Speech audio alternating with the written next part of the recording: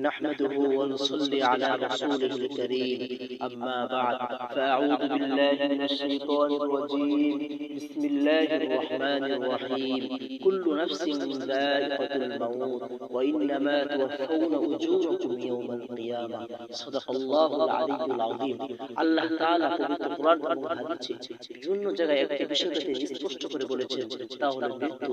আল্লাহ তাআলা বলেছেন তোমাদেরকে অবশ্যই মৃত্যুবরণ করতে হবে, কিন্তু আমরা দুনিয়াতে এমন ভাবে চলি দেখতে মনে হয় যে আমরা কখনোই মৃত্যুবরণ করবো না, মনে হয় আমরা সারা জীবন এই দুনিয়াতেই থাকবো।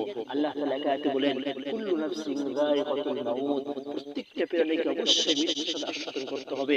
অন্য আয়াতে বলেন ওয়া ইন্নামা তুওয়াফাউনা উজুরাকুম ইয়াওমাল কিয়ামা, তুমি তোমাদের মৃত্যু আস্বাদন করাবেন এবং তোমাদেরকে তোমাদের প্রতিদান কিয়ামত দিবসে দেওয়া হবে। ফামান যুহজিহা আনিন নার ওয়া উদখিলাল জান্নাতা ফাকাদ ফাজ, যাকে জাহান্নাম থেকে মুক্তি দেওয়া হলো এবং জান্নাতে প্রবেশ করানো হলো সেই তো প্রকৃতপক্ষে সফল। অন্য আয়াতে আল্লাহ আরো বলেন কুল্লুহুম আতিহি ইয়াওমাল কিয়ামাতি ফারদা, কিয়ামত দিবসে তাদের প্রত্যেককে তার নিকট একাকী অবস্থায় আসবে।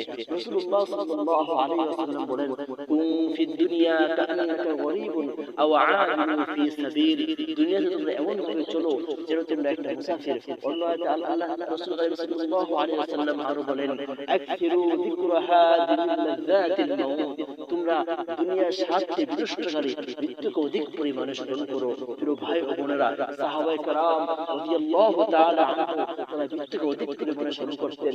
হযরত উসমান রাদিয়াল্লাহু তাআলা আনহু যখন কোন কবরের পাশ দিয়ে অতিক্রম করতেন তখন কাঁদতে কাঁদতে তার দাড়ি ভিজে যেত। তখন কেউ তাকে জিজ্ঞেস করলো ইয়া আমিরুল মুমিনিন, আপনি কি জন্য এত কাঁদেন? তখন তিনি বললেন তুমি কি শুনো নাই রাসূলুল্লাহ সাল্লাল্লাহু আলাইহি ওয়াসাল্লাম বলেছেন কবর হলো আখিরাতের প্রথম মঞ্জিল, আর যে ব্যক্তি এই মঞ্জিলে সফল কাম হবে সে অন্য অন্য মঞ্জিলেও সফল হবে। প্রিয় ভাই ও বোনেরা, আপনার নিকট অবশ্যই মৃত্যু আসবে।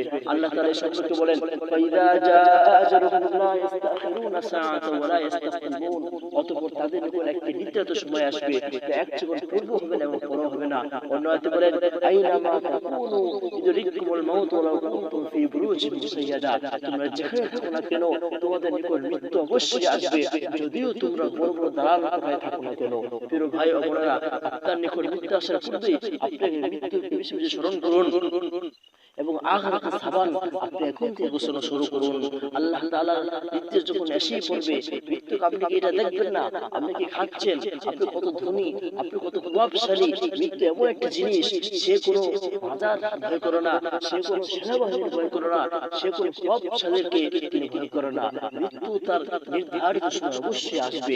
যখন আপনার কাছে মৃত্যু চলে আসবে তখন আপনাকে আপনার ছেলে সন্তান, আপনার প্রিয়জনে আপনাকে আপনার দালান থেকে নামাবে এবং আপনাকে একটা খাটের উপর উঠাবে এবং আপনাকে কবরে মাটি দেওয়া হবে।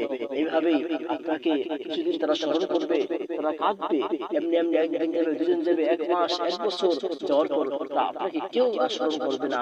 তখন আপনি আপনার কবরের ভিতর হাড্ডি হয়ে বসবেন, আপনার শরীরগুলো হাড্ডি হয়ে যাবে, আপনার দাবুটা একদিন কেউ চলতে পারতো না, আপনি ঘাম রাস্তা করে পৃথিবী কাঁপাতেন, আজ কবর মাটি আপনাকে কাঁপাচ্ছে। আপনার দেহাব, আপনার এই বড় শরীর, আপনার খুব সুন্দর শরীর, আর সেদিন একদম হার হয়ে যাবে।